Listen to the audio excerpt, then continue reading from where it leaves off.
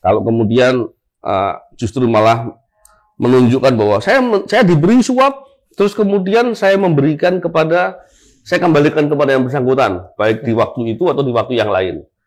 Itu menunjukkan dia kurang paham. Karena seharusnya bukan sekedar dia melakukan kewajibannya, tapi kesadaran yang bersangkutan bahwa ketika ada orang menyuap dirinya, maka dirinya ini sedang menjadi korban kejahatan.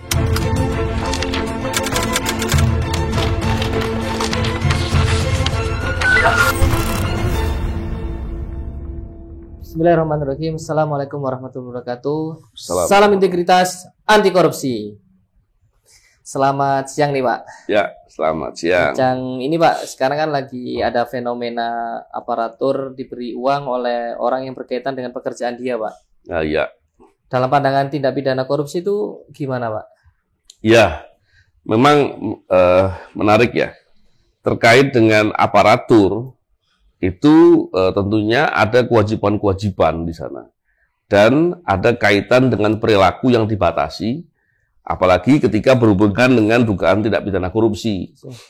Terkait dengan pemberian, itu ada dua sebenarnya. Ada perspektif suap, ada perspektif gratifikasi, ada dua. Terkait dengan suap, itu kejahatannya ada dua jenis.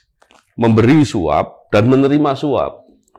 Jadi aparatur ketika dia dalam pekerjaannya, apalagi ya ketika bekerja itu lebih jelas lagi. Kemudian diberi uang oleh seseorang, maka perbuatan memberi itu adalah kejahatan menyuap. Itu jelas itu.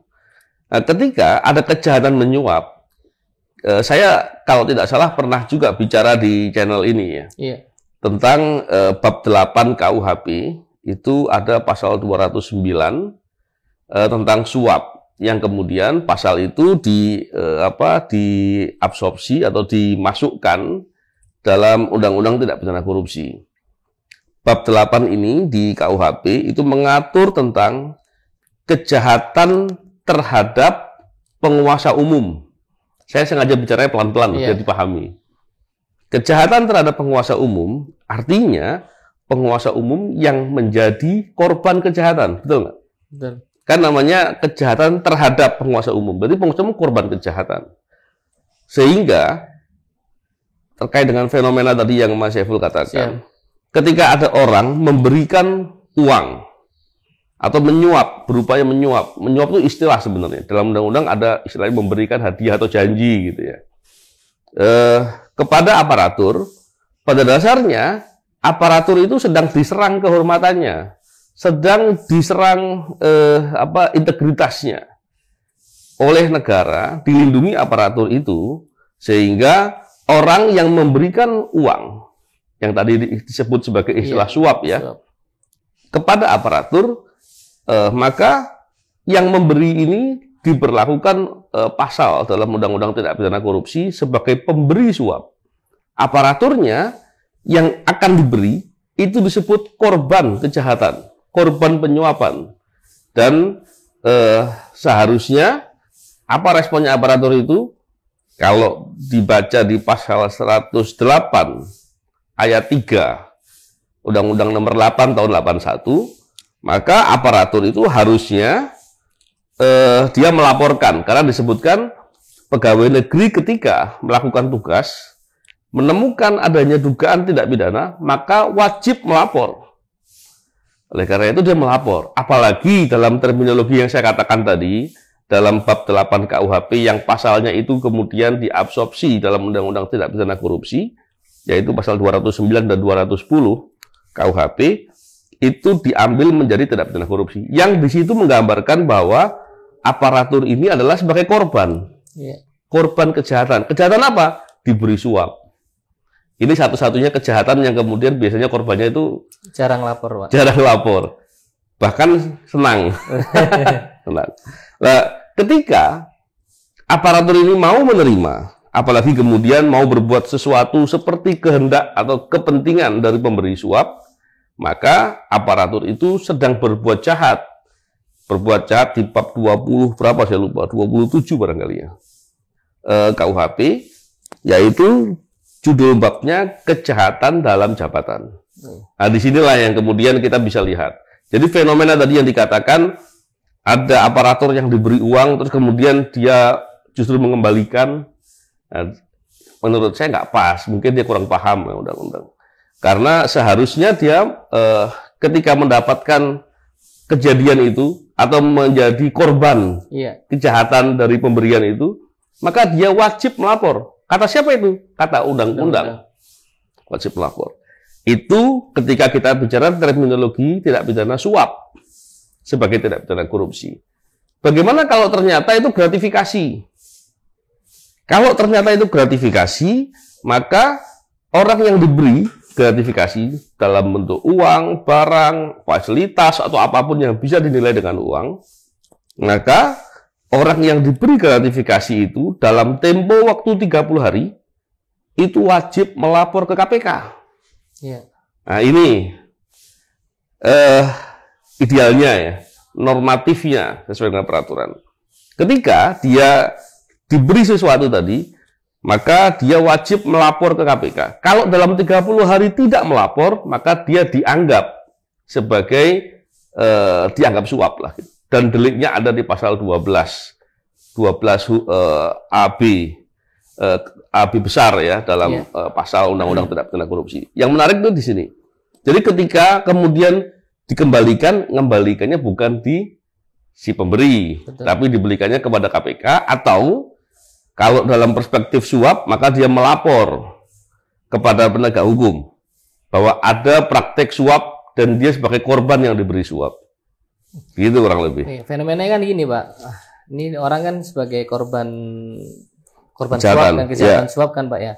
Tapi di sisi lain dia juga penegak hukum. Ya. Apakah mereka juga tidak paham tentang undang-undang tersebut, Pak? Ya, kita bicara umum ya. Seharusnya ketika undang-undang itu sudah disahkan, kemudian dimasukkan dalam lembaran negara, maka semua orang dianggap tahu. Jadi seandainya ada yang tidak tahu, ya tetap tidak peduli, tetap dianggap tahu. Dianggap tahu. Nah, itu peraturan hukumnya. Nah, ini yang kemudian mestinya dipahami, karena ketika kita melihat ada fenomena tadi, orang memberi dan kemudian ada respon yang benar, maka secara langsung maupun tidak langsung kita juga sedang mencegah praktek-praktek suap serupa tidak terjadi di tempat-tempat lain, terutama terhadap yang bersangkutan. Gitu kurang lebih. Jadi intinya solusinya langsung kita melapor, Pak ya, ketika kita menangani sesuatu, harusnya melapor. Kita dikasih imbalan atau apa itu bentuknya. Seketika kita melapor ya, dengan durasi 30 hari, Pak ya. Apakah harus ke KPK, Pak? Tadi itu yang saya katakan, berbeda perlakuan antara pemberian itu adalah suap dan pemberian yang sifatnya gratifikasi. Kalau gratifikasi tadi lapornya dalam undang-undang memang diwajibkannya hanya ke KPK saja. Kalau suap, pemberian itu adalah suap, maka pemberiannya pelaporannya ke semua penegak hukum yang berwenang menangani perkara tidak pidana korupsi. Ada KPK, Kejaksaan, dan Kepolisian. Harusnya begitu. Tapi sering orang bertanya, bedanya suap sama gratifikasi apa kalau begitu? Iya kan? Itu kan disita kan, Pak. Diambil. Kalau gratifikasi kan kita melaporkan apa nanti itu perlakuan setelahnya.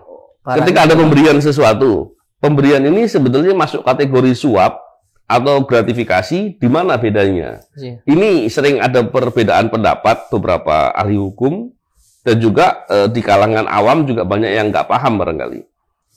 Dalam perspektif yang saya pahami dan tentunya banyak ahli-ahli hukum yang memahami seperti saya, setiap pemberian yang dilakukan oleh orang lain dan kepada aparatur ya, ketika diberikan itu dalam kesadaran dan pengetahuan aparaturnya, itu suap.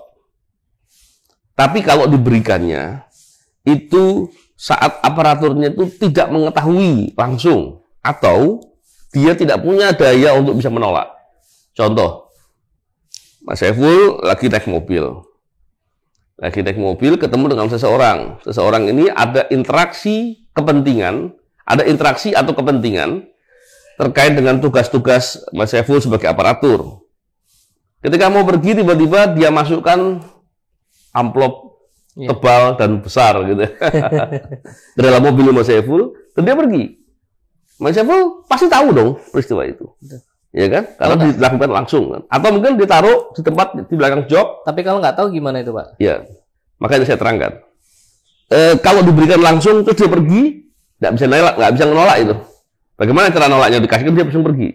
Atau ditaruhkan di tempat di mobilnya Mas Saiful, tapi Mas Saifulnya nggak tahu.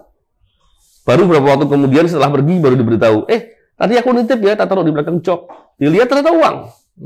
Nah, itulah yang kemudian ketidaktahuan atau ketidakadanya kemampuan untuk bisa menolak. Itulah maka diberikan spare waktu 30 hari tadi oleh undang-undang untuk kemudian melapor kepada KPK. Itulah yang disebut gratifikasi. Jadi ketika melapor itu, waktu 30 hari ini sebagai batas waktu yang sangat masuk akal gitu ya. Sampai 30 hari dia tidak melapor, maka dianggap dia punya mensrea, punya niat jahat untuk menerima itu suap.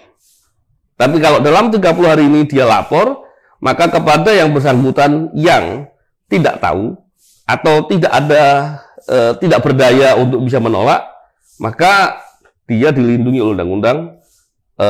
Dan kemudian apa yang dia laporkan ke KPK akan diteliti dan akan dilihat apakah dia berhak atas apa yang diberikan itu, uang atau apapun. Tadi contohnya uang ya.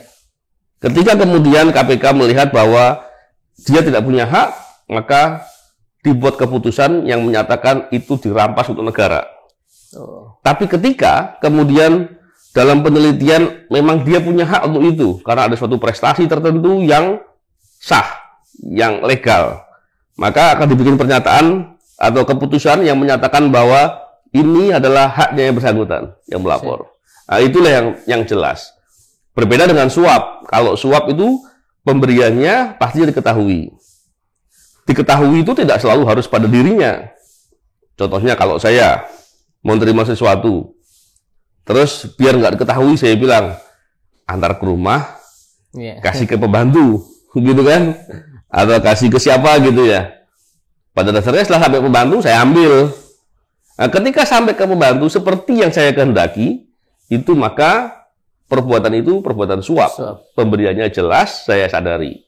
Dan itu sebagai pembeda antara gratifikasi dengan suap. Jadi saya ulangi lagi ya. Gratifikasi adalah ketika penerimaannya dia tidak ketahui atau dia tidak berdaya untuk memutuskan menolak. Tidak berdaya, artinya tidak berdaya, ditaruh, ditinggal. Cara nolaknya gimana? Barang sudah sampai, gitu kan? Kalau suap, ada pengetahuan, kesadaran, dan kemudian pengetahuan dan kesadaran itu untuk menerima. Maka itu masuk kategori suap. Kurang lebih seperti itu. Dari pemberi, mestinya sama. Pemberi, sama, namanya memberi gitu ya. Soal memberi gratifikasi, itu dalam keadaan tertentu bisa masuk dalam kategori suap. Kita yang jadi korban tadi itu melaporkan, Pak ya. Ada nggak Pak jaminan kita itu untuk keamanan diri kita? Secara kan pasti kan kita melaporkan kan tahu lah. Seperti itu, Pak. Memang begini, terkait dengan melapor tidak pidana korupsi, maka banyak cara. Di antaranya ada sistem yang disebut whistleblowing system. Bagaimana dia melaporkan sesuatu tapi tanpa diketahui. Dan dalam undang-undang dikatakan bahwa pelapor itu harus dilindungi. Dan siapapun orang yang kemudian membocorkan atau memberitahu atau mengumumkan siapa dia pelapornya kepada pihak lain sehingga kerahasiaannya menjadi tidak bisa didapati lagi, maka orang yang memberitahukan, yang membocorkan itu bisa diancam pidana. Seandainya penyidik kemudian mengatakan kepada pihak yang berbuat kejahatan korupsi, kamu korupsi itu karena dilapor sama si A, nah, itu dia bisa kena kejahatan dalam undang-undang tidak pidana korupsi, dan itu bisa diancam pidana terhadap yang bersangkutan. Siap Pak, terima kasih untuk penjelasannya tentang tadi gratifikasi dan suap. Pak ya. Karena sekarang lagi ada fenomena besar lah kan Pak. Ya, semoga orang paham ya. Kalau kemudian justru malah menunjukkan bahwa saya diberi suap, terus kemudian saya memberikan kepada saya kembalikan kepada yang bersangkutan, baik di waktu itu atau di waktu yang lain. Itu menunjukkan dia kurang paham. Betul. Karena seharusnya bukan sekedar dia melakukan kewajibannya, Betul. tapi kesadaran yang bersangkutan bahwa ketika ada orang menyuap dirinya, maka dirinya ini sedang menjadi korban kejahatan. Iya. Ya, korban kejahatan untuk malah senang atau bangga kan salah. Benar. Terima kasih Pak penjelasannya Ya. Pak. Nanti Oke. kita sambung lagi bincang-bincangnya. Salam integritas, anti korupsi.